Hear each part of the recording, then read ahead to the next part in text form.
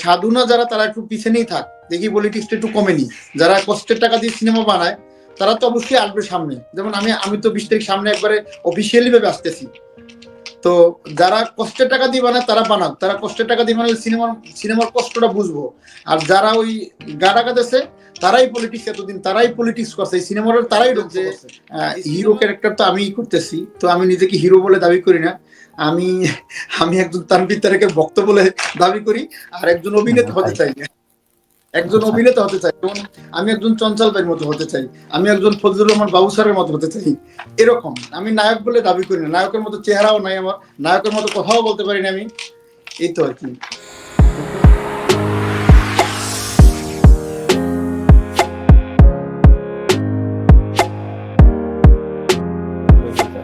নতুন উপদেষ্টা এসেছেন নির্মাতা মোস্তফা সরোয়ার ফারুকী ভাই, তার কাছে আপনার প্রত্যাশার জায়গাটাই কি, এবং একজন অভিনেতা হিসাবে, চলচ্চিত্র প্রযোজক হিসাবে কি প্রত্যাশা রাখেন তার প্রতি?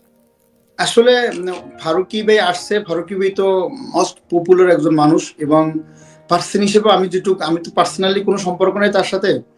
আর যেটুক ছোটবেলা থেকে দেখে আসছি, অসম্ভব মেধাবী আর শিক্ষিত, অসম্ভব ভালো মনের একজন মানুষ। সে চাইলে তার মাধ্যমে বর্তমান সরকারের ধারা অনেক উন্নত সে করতে পারবে। কারণ সে যেহেতু একজন সিনেমার মানুষ, একজন নাট্যকর্মী, একজন ডিরেক্টর, একজন এই মিডিয়ারই মানুষ, তো সে চাইলে অনেক কিছু করতে পারবে যদি তাকে সুযোগ দেওয়া হয় এরকম। আর যদি তার পিছনে তাকে পুতুল বানায় রাখা হয় ওই আগের মতো, তাইলে তো আর হবে না। তবে তার সুযোগ দিতে হবে, তার কাজ করার স্বাধীনতা দিতে হবে। তো আসছে, দেখা যাক ইনশাল্লাহ কি হয় আমাদের জন্য। জি, আপনি বাংলাদেশি অন্যান্য কাস্টিং কি ঠিক করেছেন নতুন ছবির জন্য? আমি তো বললাম আমাদের যে হিরো ক্যারেক্টার তো আমি করতেছি, তো আমি নিজেকে হিরো বলে দাবি করি না। আমি আমি একজন তানভীর তারেকের ভক্ত বলে দাবি করি, আর একজন অভিনেতা হতে চাই। যেমন আমি একজন চঞ্চল ভাইয়ের মতো হতে চাই, আমি একজন ফজলুর রহমান বাবু স্যারের মতো হতে চাই। এরকম আমি নায়ক বলে দাবি করি না, নায়কের মতো চেহারাও নাই আমার, নায়কের মতো কথাও বলতে পারি না আমি। এই তো আর কি।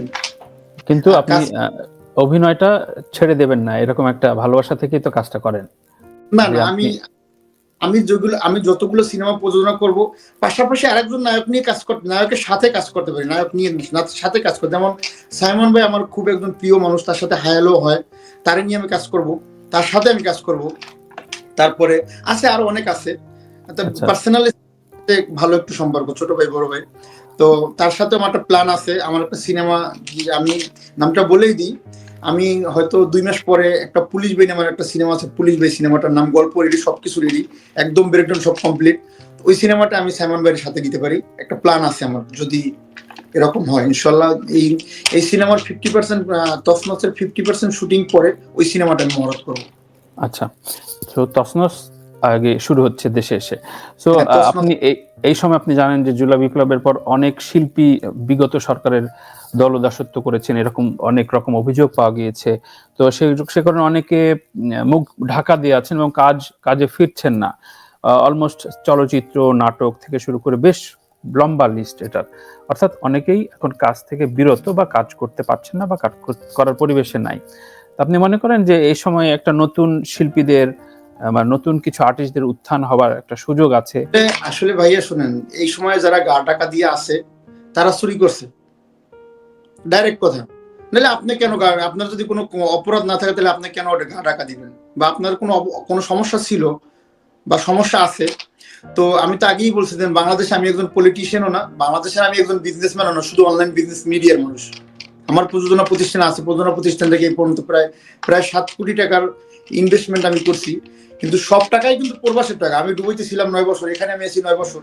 তো আমরা ফ্যামিলিগতভাবেই প্রবাসী।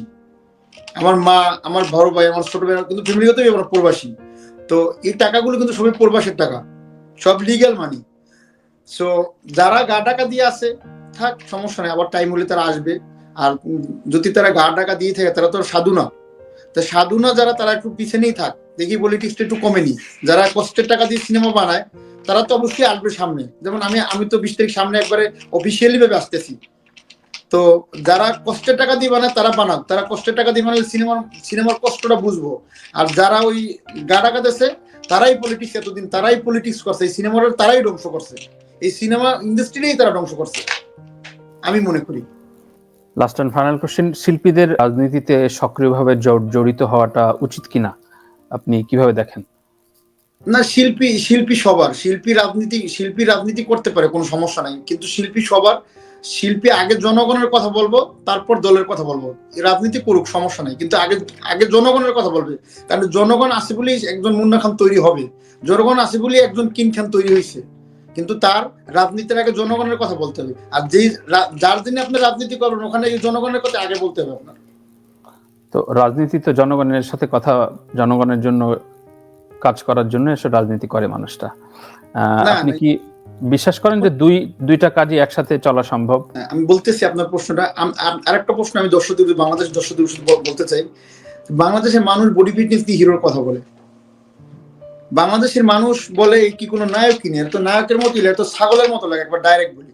কিন্তু আজকে দেখেন ইন্ডিয়াতে, সাউথে, কানাডিয়ে, তারা তো অভিনয় দিয়ে মানুষের মন জয় করে।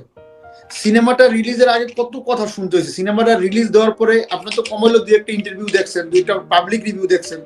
কেউ কিন্তু বলতে পারে না যে এই গল্পের জন্য, এই সিনেমার জন্য মুন্না খানকে প্রয়োজন ছিল, দরকার ছিল। তো আপনারা সিনেমা হলে আসেন, সিনেমা হলে আসার পরে অবশ্যই আপনারা সিনেমা দেখার পরে আপনারা দেখবেন সিনেমার মানুষটাকে। আপনারা ব্যক্তি মুন্নারে চেনার দরকার নেই। ব্যক্তি মুন্নারে চিনবো কারা? যারা আমার ফ্যামিলি মেম্বার, যারা আমার কাছের মানুষ, তারা চিনবো। কিন্তু আপনারা সিনেমাটা যে দেখতে হবে, সিনেমাটা দেখার পরে ওই সিনেমার যে মানুষটা, ওখানে কিন্তু যে অভিনেত্রী থাকে তাদের দেখতে যান, তারা কি করছে ওইটা দেখাই ভালো আমি মনে করি। আজকে সাউথের অনেক হিরো যারা অভিনয় করে, যারা একবারে মেগা স্টার হয়ে গেছে, তাদের তো বাংলাদেশে কমেডিতেও নিব না। হ্যাঁ, আসলে ভাইয়া বাংলাদেশ শুধু বাংলাদেশে না, ইন্ডিয়াতে কিন্তু যারা সুপারস্টার, মেগা স্টার, যারা বিলেন, নায়ক, তারা সবাই কিন্তু মন্ত্রী, মিনিস্টার, এমএলএ সব আছে না? তো এটা সারা পৃথিবীতেই আছে, শুধু ইন্ডিয়া না, সব জায়গায় আছে, সারা পৃথিবীতেই আছে। কিন্তু আপনি মানুষটা কেমন, আপনি কি মানুষের জন্য করতে গেছেন না নিজের জন্য করতে গেছেন? আমরা তো বিগত দিনে দেখছি, সে শিল্পী, সে নিজের জন্যই করতে গেছে। এখন তারা কোথায়? তারা এখন নামতে পারতেছে না বাইরে। কেন নামতে পারতেছেন না? কি সমস্যার কারণে নামতে পারতেন? কারণ আপনাদের স্বভাব খারাপ, আপনারা নিজের জন্য রাজনীতি করতে গেছেন, আপনারা তো জনগণের জন্য করতে চান নাই। তাহলে আপনি রাজনীতি করবেন, আপনার বাবার যদি আপনি না চাইতে পারেন, তো এই রাজনীতি করার দরকার নাই। আপনার বাবা আপনি সন্তান তার, আপনার বাবারে আপনার সন্তানই আপনার বাবাকে বলতে হবে, বাবা এটা গলত, এটা রং, এটা করা যাবে না। তাইলে আপনি করেন রাজনীতি, নাইলে বুঝলেন না। এখন আপনি যদি তার চামচামি করেন, তাইলে তো এই রাজনীতি করার দরকার নাই। তাহলে তো আপনার জন্য করতে গেছেন, এটা জনগণের জন্য করতে চান না। আপনার কোটি কোটি লাখ লাখ ভক্ত আছে, তাদের জন্য আপনি করতে চান না।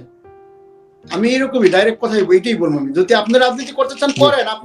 আপনারা আজকে যে আপনার মুন্না খান বানাইছে, আজকে আপনারা যে তানভীর বানাইছে, আপনারা আজকে যে নায়ক বানাইছে, যে আপনার অভিনেতা যারা, তাদের জন্য আপনি করেন, তাদের জন্য করেন। এবং আপনার বাবাকে বলেন, বাবা এটা রং হয়েছে, এটা ঠিক না করা। যদি আপনার বাবা আপনার কথা না শুনে, আপনি জনগণের দলে চলে আসেন, ব্যাস। অনেক অনেক ধন্যবাদ, চমৎকার করে ব্যাখ্যা দিলেন Munna. This is me Tanvir. কেমন লাগলো, এবং আমাদের দর্শকদের উদ্দেশ্যে শেষ কথা যদি বলা থাকে প্লিজ। আসলে ভাইয়া আপনার এই শোতে আসার জন্য তো আমি ছোটবেলা থেকে আমার একটা স্বপ্ন ছিল। আমি প্রথম থেকেই দেখি। ইভেন আপনি আমাকে যে একটা বই দিয়েছিলেন, আমি কিন্তু বইটা মোটামুটি পুরোই মুখস্থ করে ফেলেছি। আমার মাঝখান থেকে জিজ্ঞেস করলে আমি বলতে পারবো। আপনার জীবন কাহিনী, আপনার এই ছোটবেলা থেকে বেড়ে ওঠা, আপনার থ্যাংক ইউ এত বড় একটা লং টাইম জার্নি, এটা কিন্তু সবাই জানে না। যদি বইটা না পড়ে তাইলে কিন্তু জানে না। এটা কিন্তু পড়তে যত পড়ে অতই মজা লাগে, যে কষ্ট করলে যে আপনি কৃষ্ট, আমরা একটা বাংলা ভাষা, কষ্ট করলে যে আপনি কৃষ্ট পাইবেন, সেটার প্রমাণ আপনি নিজেই এবং আমি মুন্না খান। কারণ আমার মা বাবা কিন্তু আমাকে কোটি কোটি টাকা দিয়ে সিনেমা বানাইতে আমার 10 পয়সা দেন, আমার কষ্ট করে কামাই করে পড়ানো হলো। বুঝছেন, এটা আমার এখানে যে আমার 350, আপনি আসবেন তো, আমি তো আপনাকে কাতারে দাওয়াত দিচ্ছি আসার জন্য। আমার 350 কর্মী, তাদেরকেও আমি বলি, মানে আমি আজকে তোমরা যে কাজ করো, আমি মুন্না খানও কিন্তু এই রিসেন্টলি 10 বছর আগেও কিন্তু এই কাজ কিন্তু আমি করছি। এই জায়গায় এই টেবিলেই আমি কাজ করছি, শুধু টেবিলটা চেঞ্জ হয়েছে, তখন কাঠের ছিল, এখন স্টিলের হয়েছে। এই টেবিলেই আমি কাজ করছি। ওই টেবিলের সাথে এখন স্টিলের আছে, কয়দিন পরে এই টেবিলটা অন্য ডিজাইন হয়ে যাবে, অ্যালুমিনিয়ামের হবে। আবার তোমরা টেবিল চেঞ্জ স্টিল হয়েছে, আমি মুন্না খান হয়েছি, তাই না? তো এটাই আর কি, যে এত বড় একটা স্ট্রাগল আপনি করে আসছেন। আজকে তানভীর কইছেন, এত মানে সারা বাংলাদেশ আপনারা চিনে। আমার আপনার শোতে যাওয়ার ইচ্ছা, তো এটা কষ্ট করলেই হবে। তো সেই কষ্টের ফসল আপনি পাইছেন, আল্লাহ রাব্বুল আলামিন আপনাকে দিছে। আপনার জন্য সবসময় দোয়া রইলো, আমার জন্য দোয়া করবেন ইনশাআল্লাহ। অবশ্যই অবশ্যই, আসলে কোনো কিছু শর্টকাট হয় না। একদিন নিশ্চয়ই আপনার এই স্ট্রাগল এবং আপনার বিজনেস এবং এই সাফল্যের গল্প আলাদাভাবে তুলে ধরবো দর্শকদের কাছে একটা বিশদ আলোচনায়। ভালো থাকবেন, দেখা হবে নিশ্চয়ই মুন্না খান। কিন্তু পরে একটা আপনার জি জি জি, অবশ্যই ইনশাল্লাহ।